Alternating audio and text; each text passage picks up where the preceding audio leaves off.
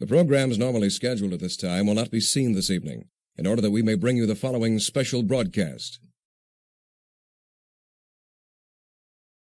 Royameadow the channel has been in what appears to be at a standstill since the end of Season 12.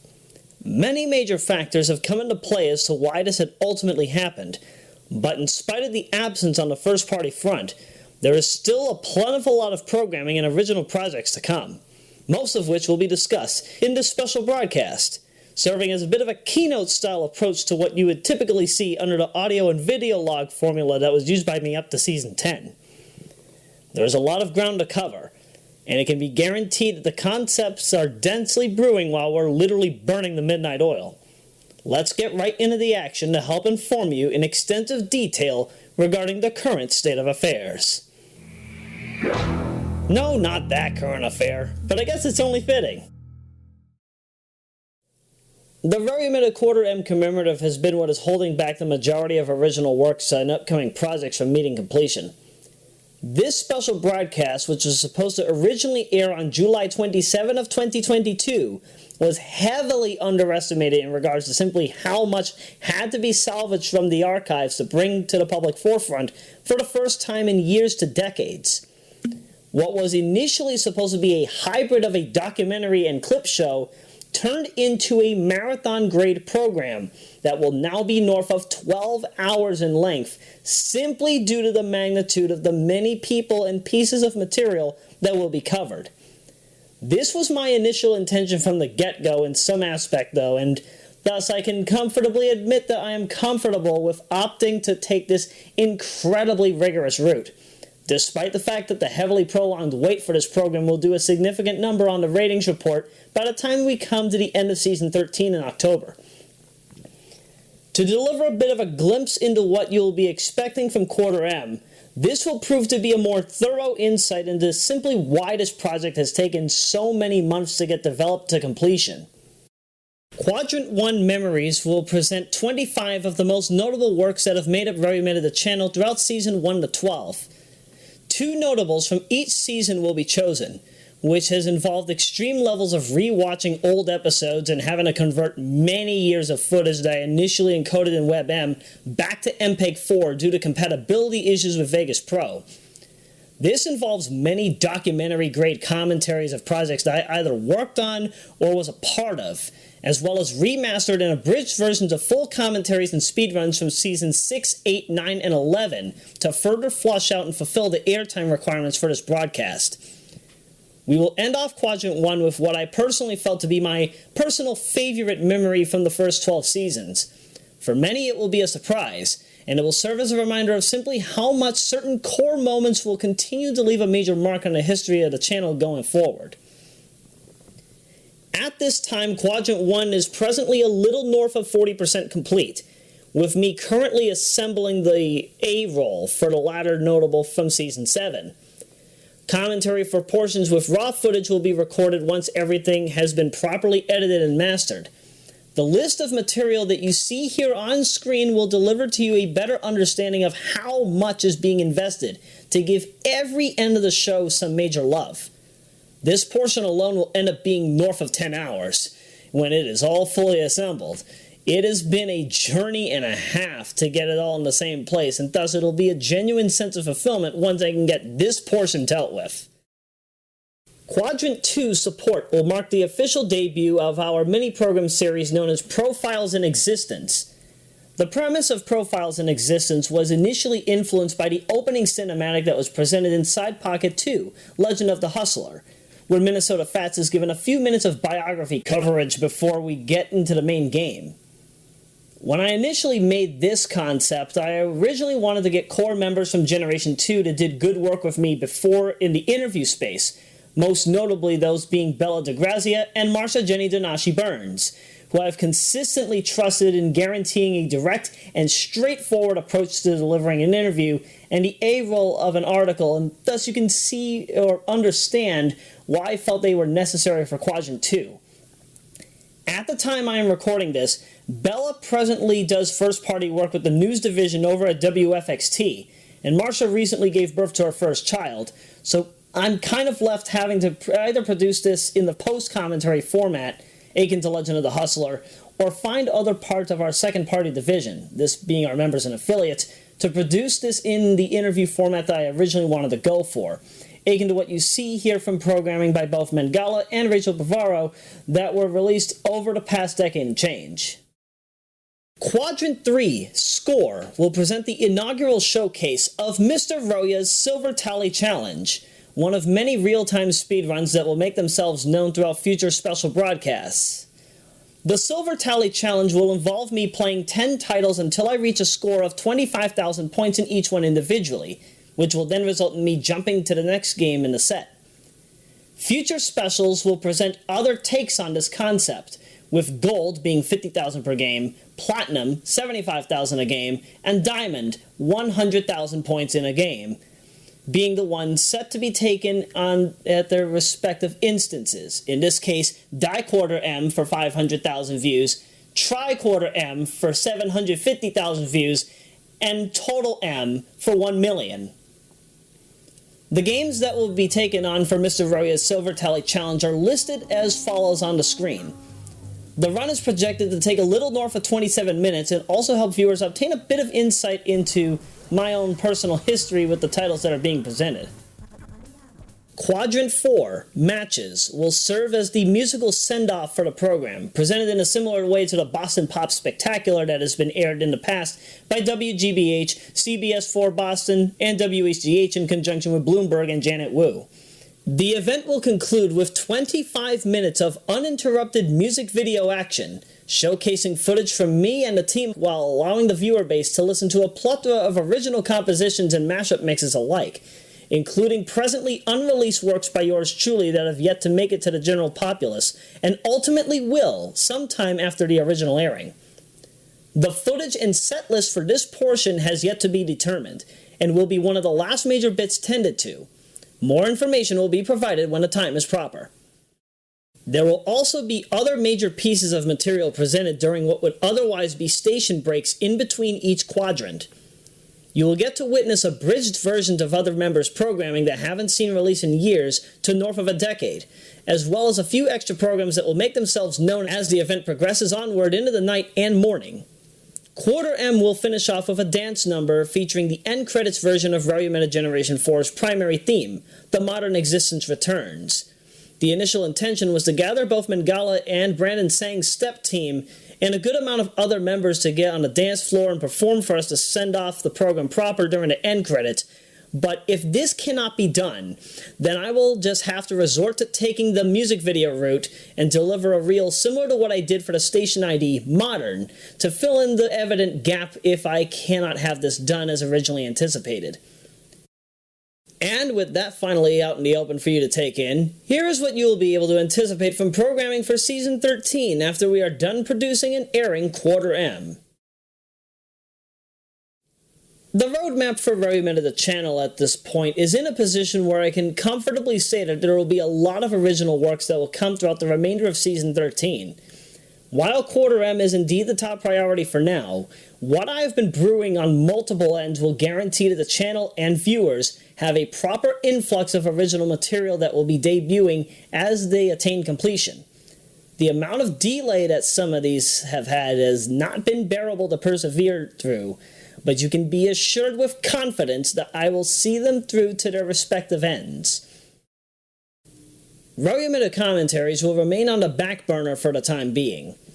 Although I have filmed a lot of titles A-roll over the past matter of years, simple fact of the matter is that these will have to be tended to at their own pace, especially when considering that the station IDs that need to be made for many programs of this series that fall under the Modern Legacy moniker have yet to be produced.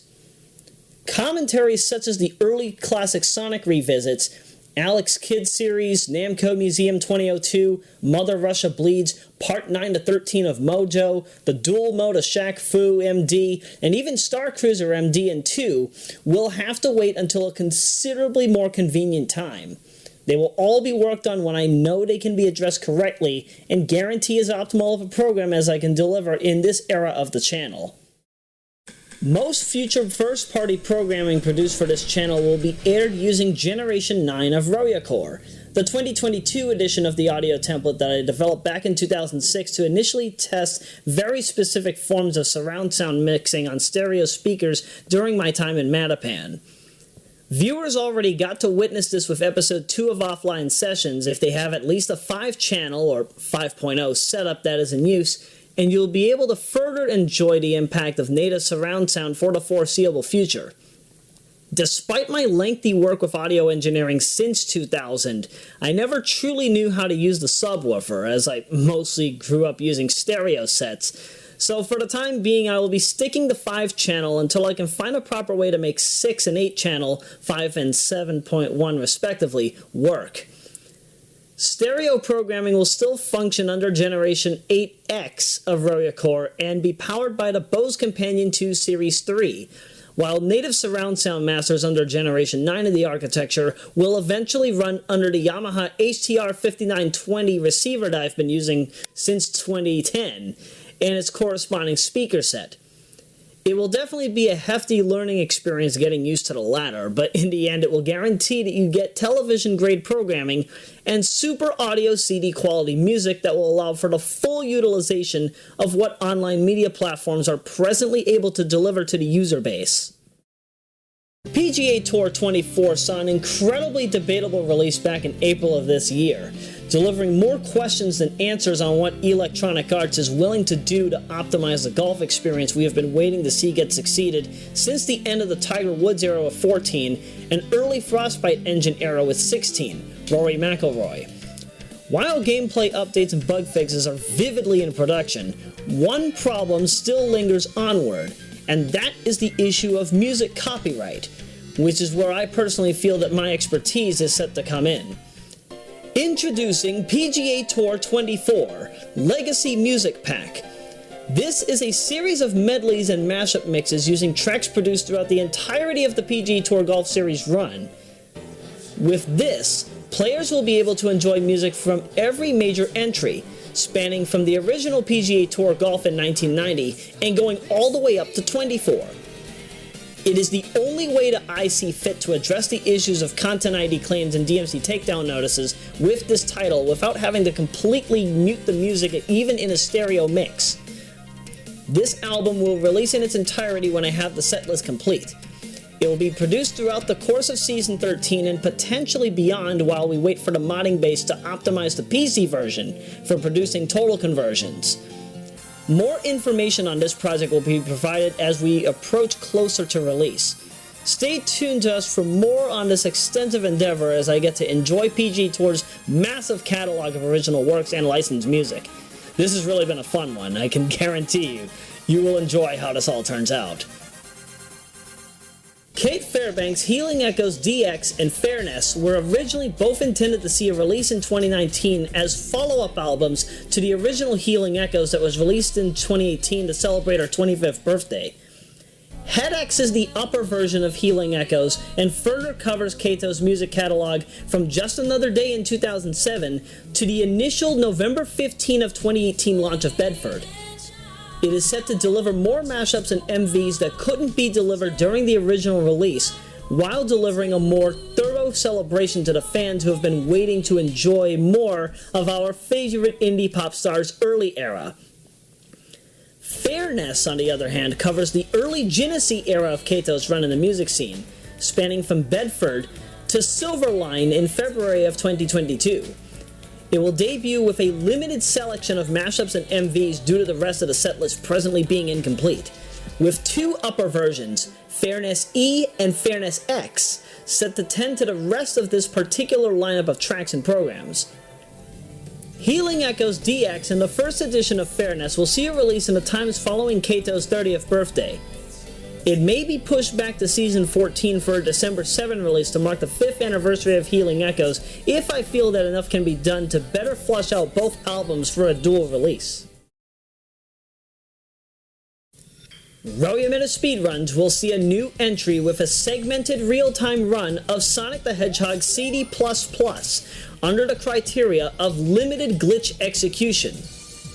Limited glitch execution is a category that is set to prove that a runner of ++ will be able to compete with virtually any runner of CD93's glitched category, while barely using any glitches to match or supersede 93's best ILs, except where necessary. It is being made as a proof of concept to allow for future tournaments that use the Sega CD version of the game to have runners who may prefer ++'s more liberated control scheme and lifted speed cap to throw down and still get a good run against the competition. The run will cover all 70 acts of the game in exact order, and thanks to the rise of community remixes beginning with the 25th anniversary of CD in 2018, the run will be presented under what you will grow to learn as the alternate reality game ARG soundtrack, a compilation of soundalikes based on the international soundtrack. Wishfully, this will allow for this side of the scene to get the love it rightfully deserves, as these are some incredibly talented composers, and it would be welcoming to have them all in the same place for something more wide-scale down the road. Offline Sessions returns to the airwaves once again with Episode 3. The session that will be showcased involves the updated player bot mod that was produced for version 1 revision 6 of Sonic Robo Blast 2 Kart, finally delivering to us a proper glimpse into 16-player action on a single window, something that many of us have been waiting to witness be introduced for years now. At present, having 15 bots mostly works best on battle courses that don't involve a lot of upper floors and death pits. Thus, you will get to witness me going through the wide array of custom courses as I set to get 300 points as Akuma, who interestingly seems to have the best handling out of anybody I've played in this up to now. And, as an added bonus, you'll get to see me, Gilbert Gottfried, for a good 15 minutes at the end of the broadcast. I might be physically gone now, but my legacy lives on in this crazy high-speed racing game, filled with all the wacky antics you would expect out of what Mario Kart wishes it could be on a good day. The vocal cues could use some more emphasis, but I feel that this gets the job done enough that even the Aflac duck has to be happy that I'm still alive somehow. Aflac. Ask about it at work. PGA Tour 14 has also received a substantial update on our PCS3 that finally remedies the issues with param.sfo. So now we are able to properly play Revision 1 and the DLC courses in their entirety without much of any major handicaps. At some point I will be filming a follow-up episode that will cover the 4 fantasy courses, those being Greek Isles, the Highlands, Emerald Dragon, and the Predator. It is a continuation of my journey to getting myself, Ashley, Luna, and Cait to level 100, and I will also take the time to discuss my preliminary time of playing the game on Genia Canary, as the Xbox 360 version has a plethora of issues that defer it and the PlayStation 3 emulator substantially for many reasons.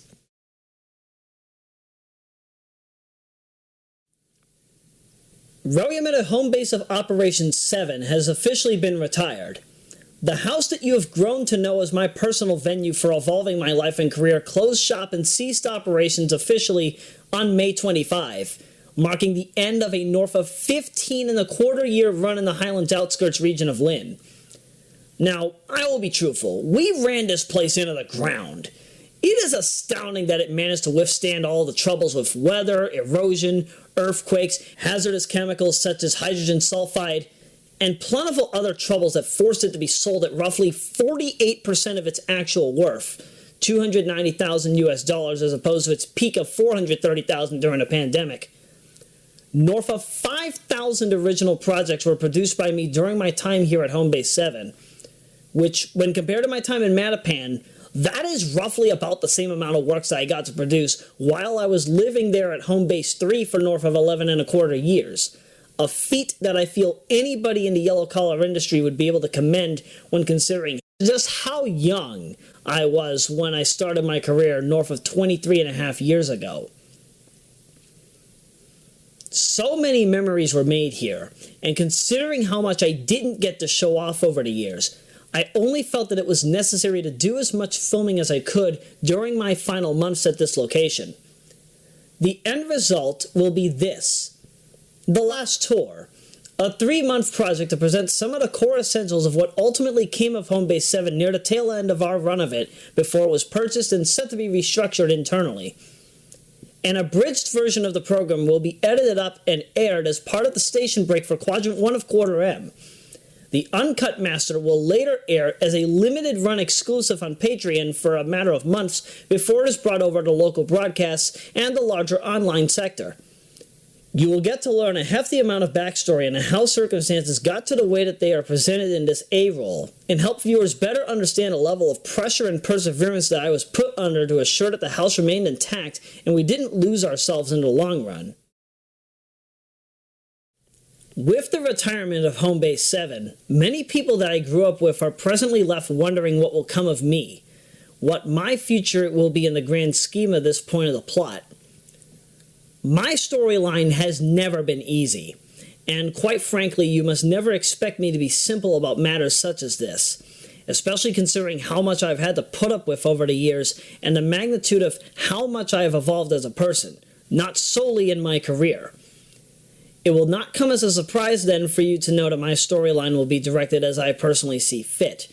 More often than not, I have felt that I am brushed aside or rendered as an afterthought, despite being one of the most important people that those viewing this who know me personally look up to and depend on day in and day out. First-party operations for Royameadow will continue in Lynn for at least 1 more year. The journey presently continues at Home Base 4R, with R standing for Revisit. Home Base 4 is the location that I initially resided at for north of 5 months, when I originally returned to Lynn on September 4 of 2007.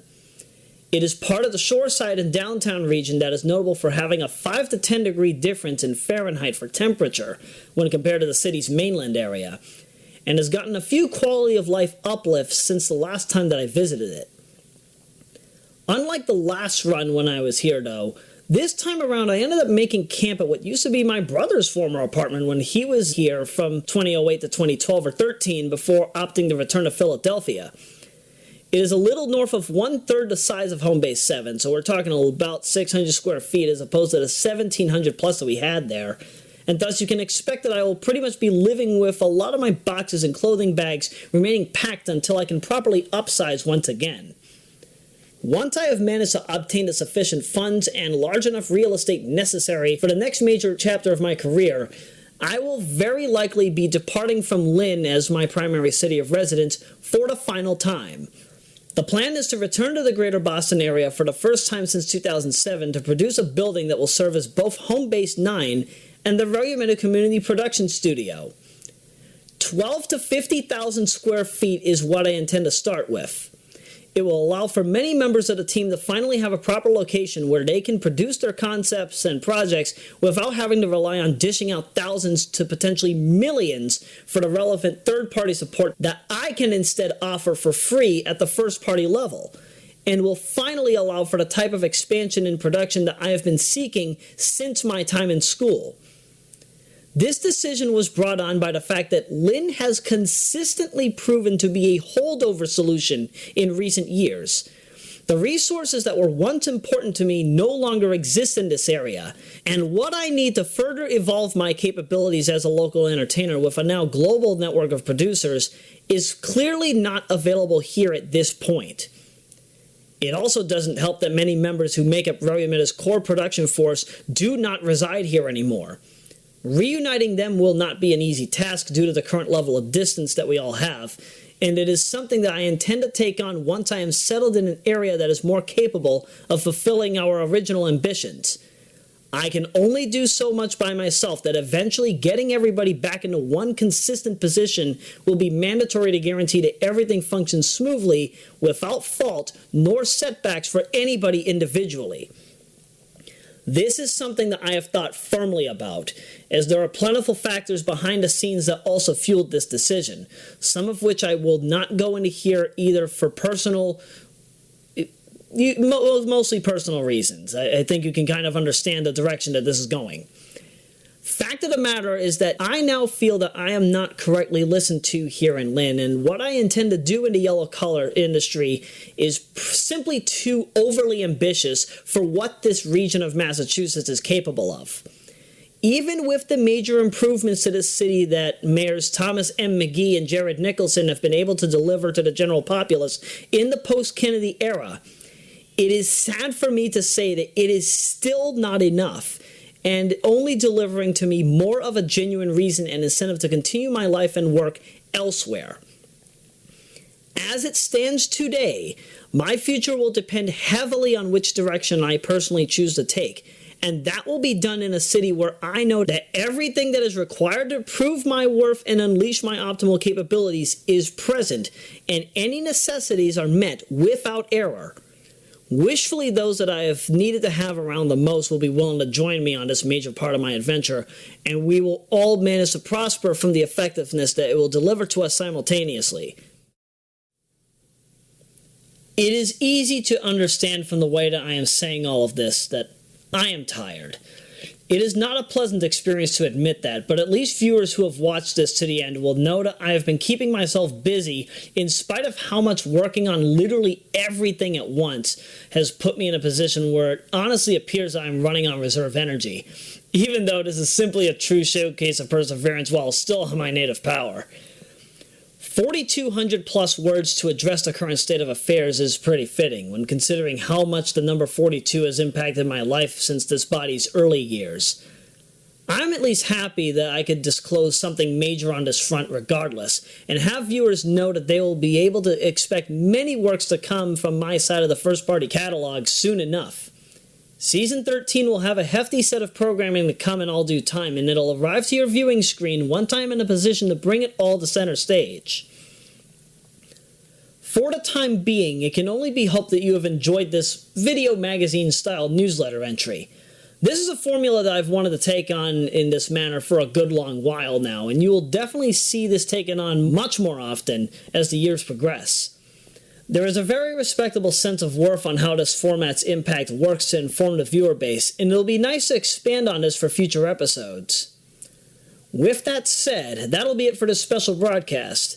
I want to take the time to thank those of you who watched it to its completion, and also any fellow friends, colleagues, relatives, loved ones, and also longtime viewers who have been waiting for me to return and address what's been going on over here. The road truly has been a draining one for too long now, but at least it is certain that I am very much still standing against all odds. It is not easy to go it alone, but the support is very much there, and I am always happy to show my gratitude when I know it is needed to be presented the most. Reunion is nigh, and the good times are only due to make themselves known by us once more. That'll be it for the broadcast. Thank you for watching.